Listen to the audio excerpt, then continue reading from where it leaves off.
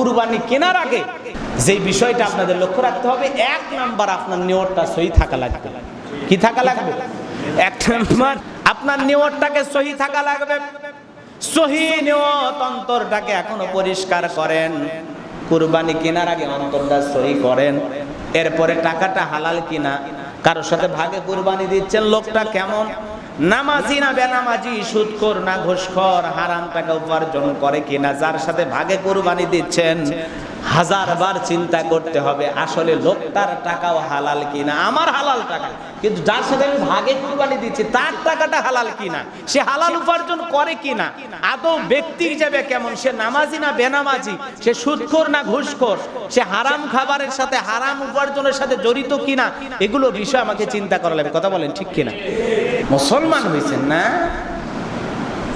সামনে কুরবানি আসতেছে, একটা গরু জবাই করলাম, বিরাট বড় মুসলমান। আরে বাবা, কি মুসলমান! কোথায় কোথায় ভাই কেমন আছেন? আলহামদুলিল্লাহ। ভাবি কেমন আছে? আলহামদুলিল্লাহ।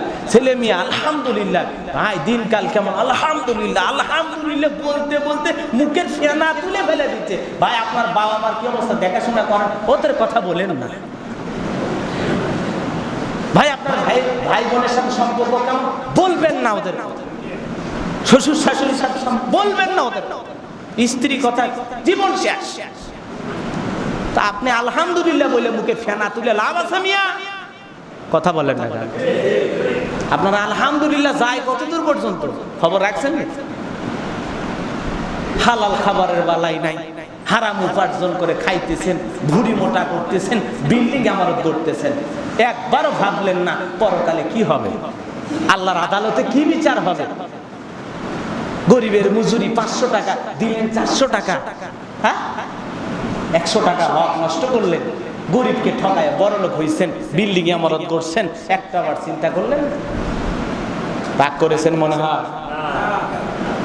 বিরাট বড় কুরবানির গরু কেনার জন্য যাচ্ছেন, সামনে যেহেতু কুরবানি করবেন আপনারা, মনে রাখবেন ওয়ালা কিয়ানালুহু তাকওয়া মিনকুম।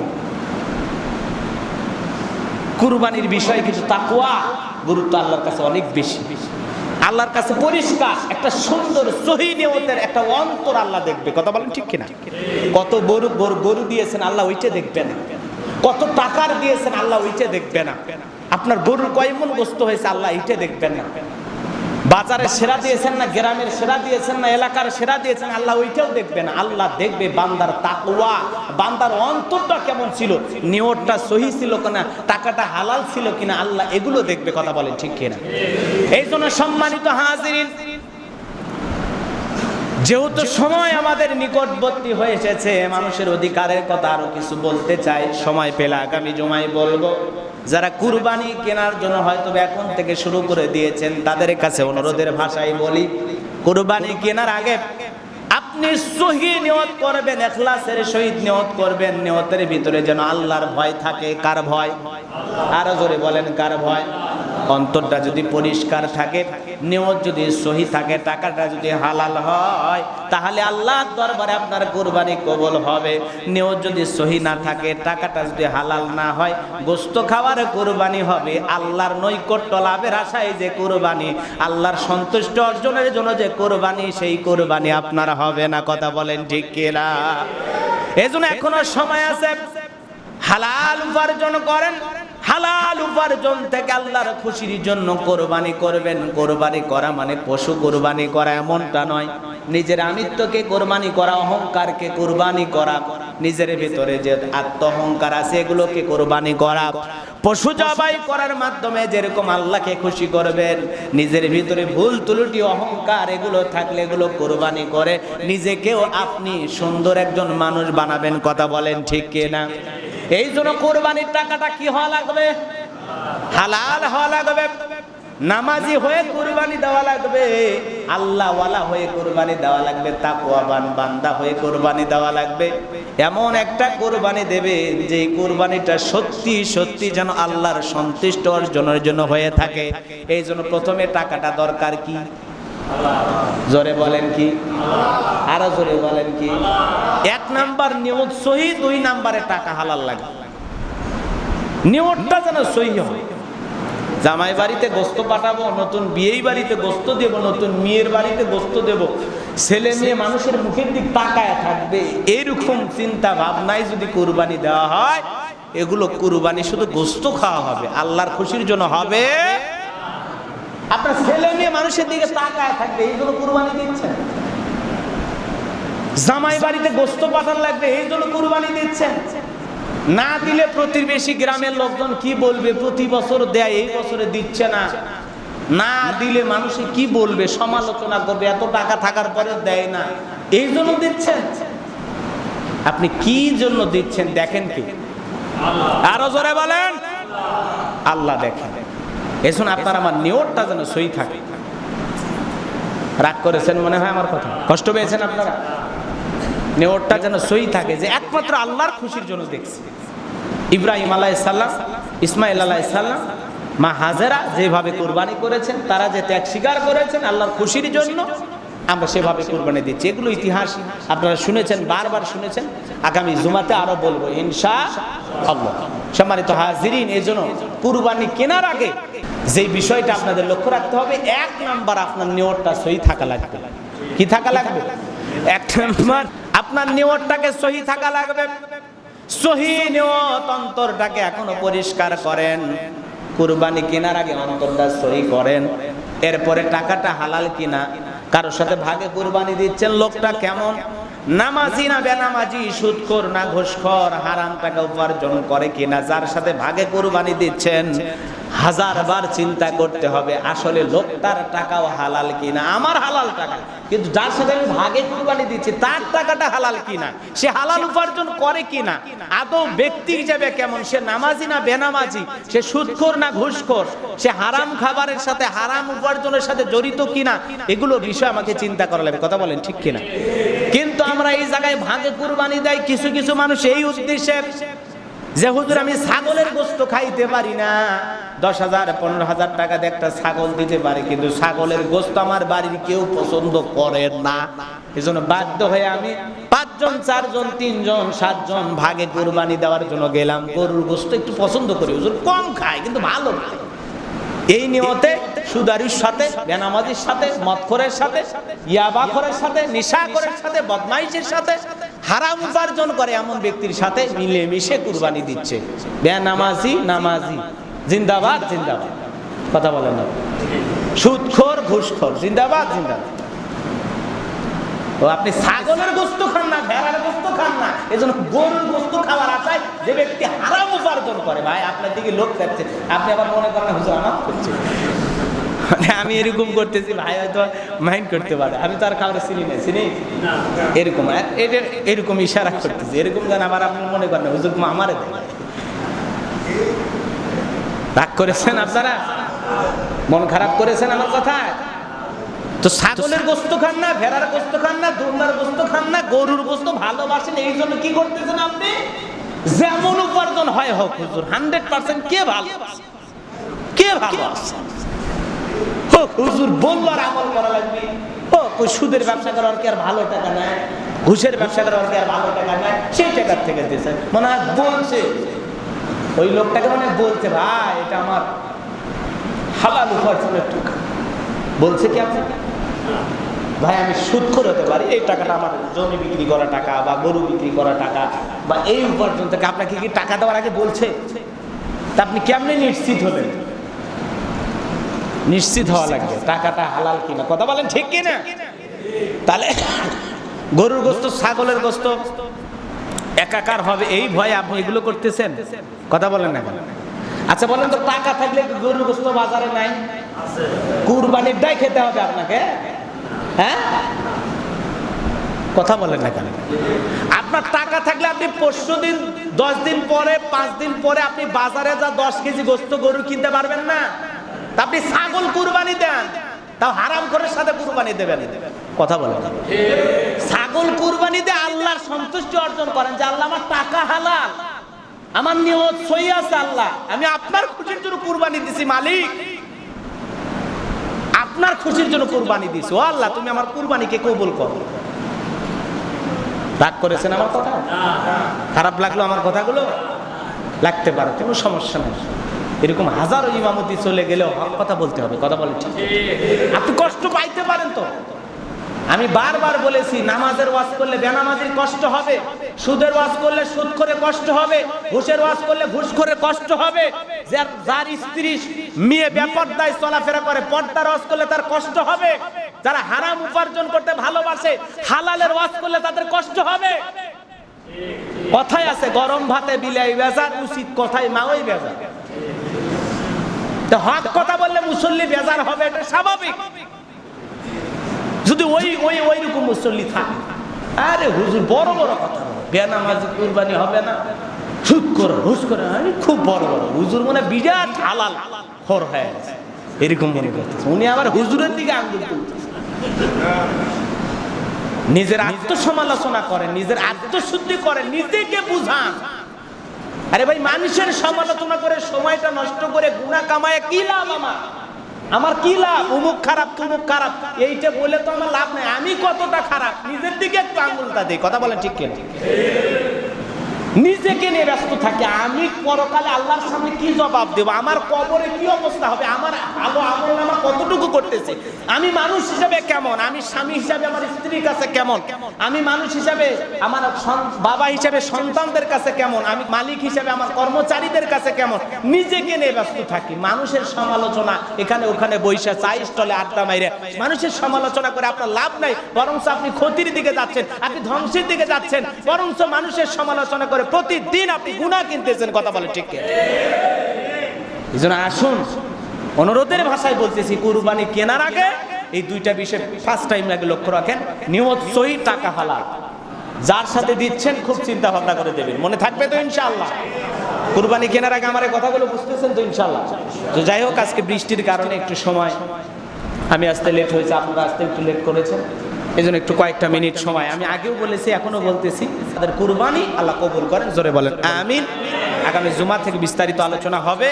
আর আমাদের সমাজে লকডাউন শাটডাউন যা দেওয়া হচ্ছে, যা কিছু করা হচ্ছে, এটা মানুষের চোখের পানি। এই যে গরিবেরা কান্না করতেছে, অসহায় দরিদ্র ফ্যামিলির লোকজনেরা কান্নাকাটি করতেছে, এই কান্দন আমাদের দেখা লাগতো না? নেতারা যদি ইসলামী শরীয়ত সম্মত সঠিকভাবে মানুষের খাবার, মানুষের খাদ্য, মানুষের নিজুম মুজুমদার,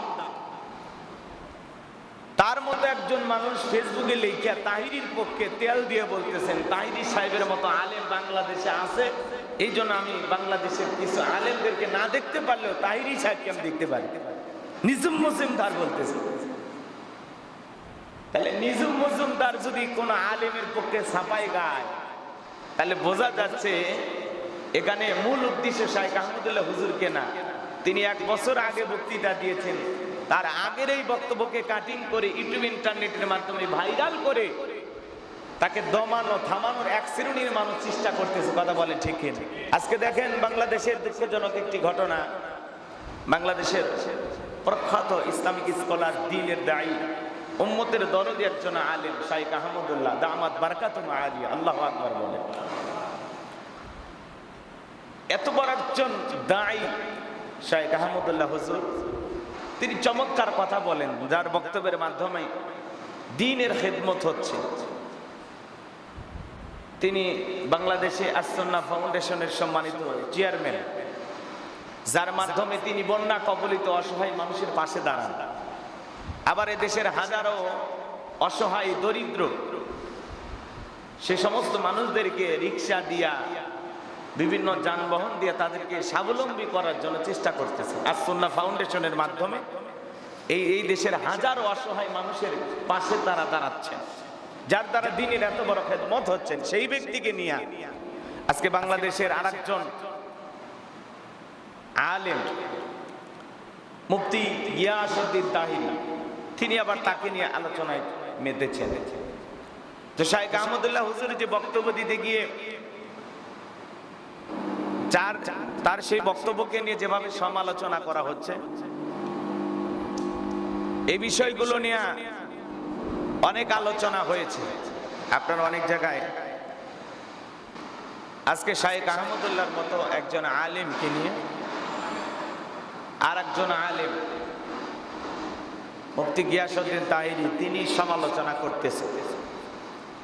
এমন ভাবে কথাগুলো আমরা বলতেছি, মনে হয় আমরা সবাই ভুলের ঊর্ধ্বে।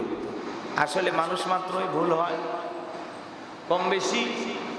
আমরা যখন বক্তৃতা করি, আলোচনা করি, কথা বলতে গিয়ে একটু এদিক সেদিক হয়ে যায়। মানুষ কেউ ভুলের ঊর্ধ্বে নয়।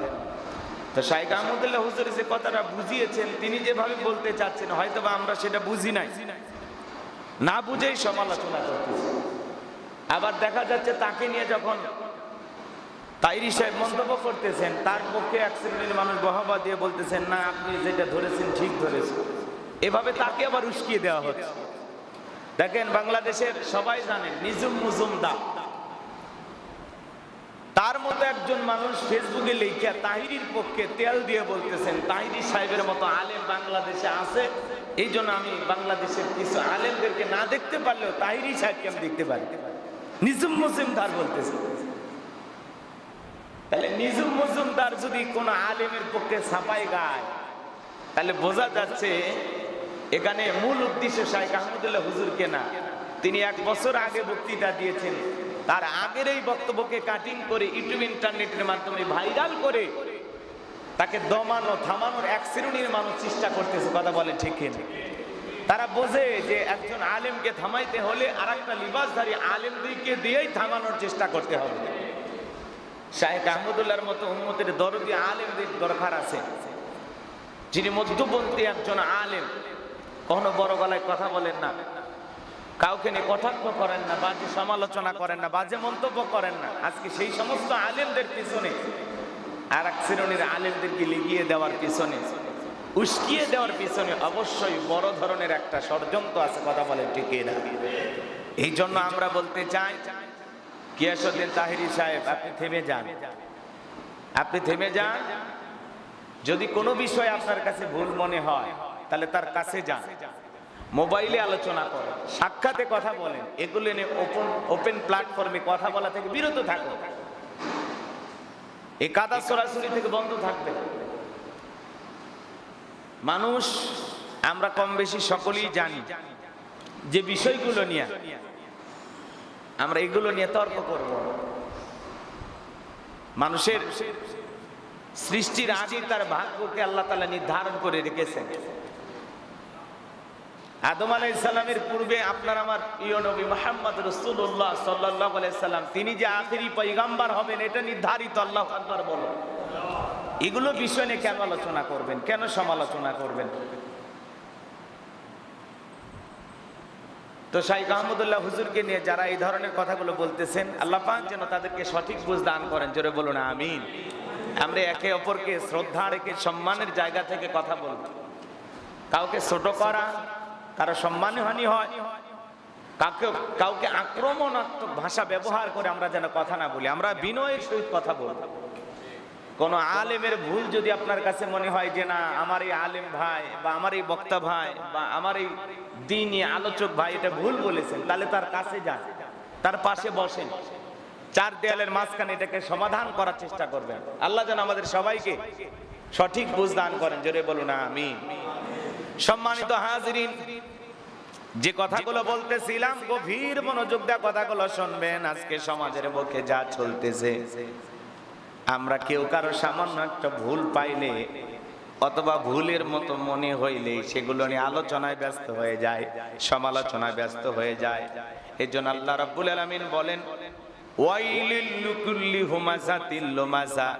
আল্লাহ রাব্বুল আলামিন বলেন, ওয়াইলুল লিকুল্লি হুমাযাতিল লুমাযা। দুর্ভোগ রয়েছে এমন ব্যক্তিদের জন্য যারা সামনে অথবা পিছনে মানুষের বদনাম করে, নিন্দা করে। এরপরে আল্লাহ রাব্বুল আলামিন বলেন, আল্লাযী জামাআ মালা ওয়া আদ্দাদা।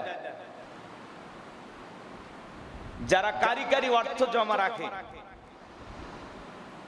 সম্পদ জমা রাখে, আবার এগুলো কি গুনি গুনি দেখে, গুনি গুনি রাখে। সম্পদ জমা রাখে আর কি করে? গুনি গুনি রাখে। আর মনে করে এই সম্পদ, তারা মনে করে ইয়াহসাবু আন্না মালাহু আখলাদা। তারা মনে করে তার এই সম্পদ তাকে দুনিয়ার জমিনে স্থায়ী করে রাখবে, চিরকাল বাঁচিয়ে রাখবে, তাকে অমর করে রাখবে, টিকিয়ে রাখবে। আমি 3টি আয়াতে কারিমা থেকে গত জুমায় আলোচনা করেছি।